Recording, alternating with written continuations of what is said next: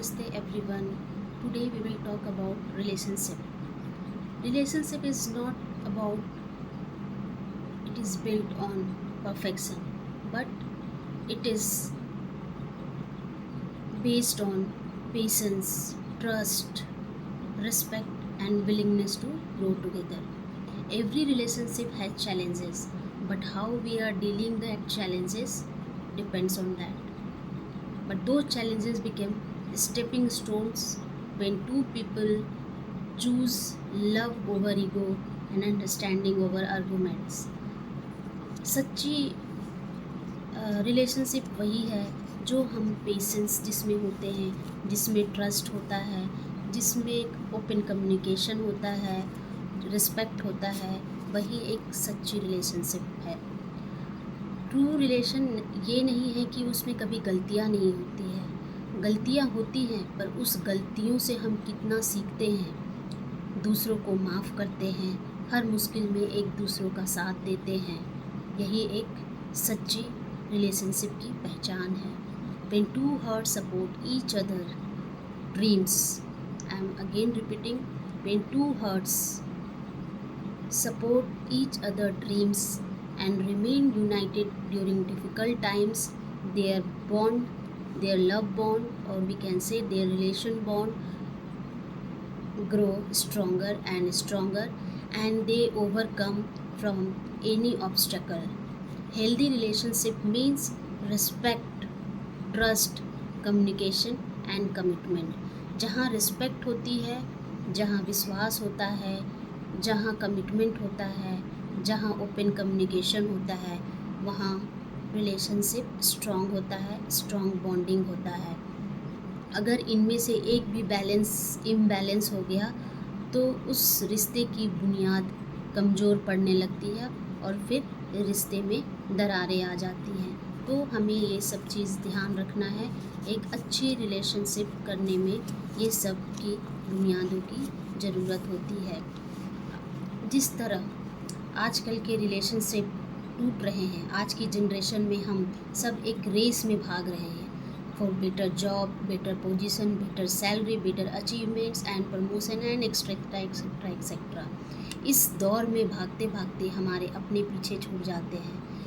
कई रिलेशनशिप तो इसलिए नहीं टूट रहे हैं कि उसमें प्यार कम हो गया है, वो इसलिए भी टूट रहे हैं क्योंकि हम उनको समय नहीं दे पा रहे हैं, उन पे हम टाइम नहीं दे पा रहे हैं, उनसे हम बातें नहीं कर रहे हैं, इसलिए भी रिश्ते टूट रहे हैं। तो हमें क्या करना है, थोड़ा समय देना है, थोड़ा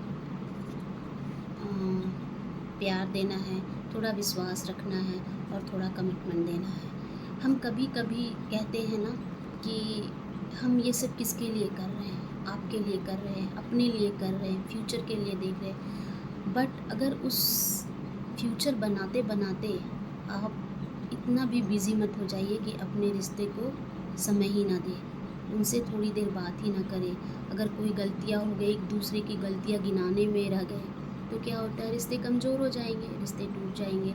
फिर क्या है, अगर आप वो बहुत बड़ा मुकाम हासिल कर लिए, बहुत बड़ा position with good handsome salary, better position, everything you will have, but what will happen, to whom you will celebrate or to whom you will grow, that relationship already ended. So हमें अपने रिश्ते को balance रखना है। ये 4 important component, trust, communication, commitment and respect. Respect is very important for any healthy relationship. So हमें ये सब चीज़ें पे ध्यान रखना है। एक अच्छी रिश्ते में जिस तरह एक पेड़ को, अगर हम एक पेड़ को विश्वास, ट्रस्ट का पानी दें, कम्युनिकेशन का रोशनी दें, कमिटमेंट की मिट्टी दें, तो वो पेड़ क्या होगा, हर मौसम में वो हरा भरा रहेगा।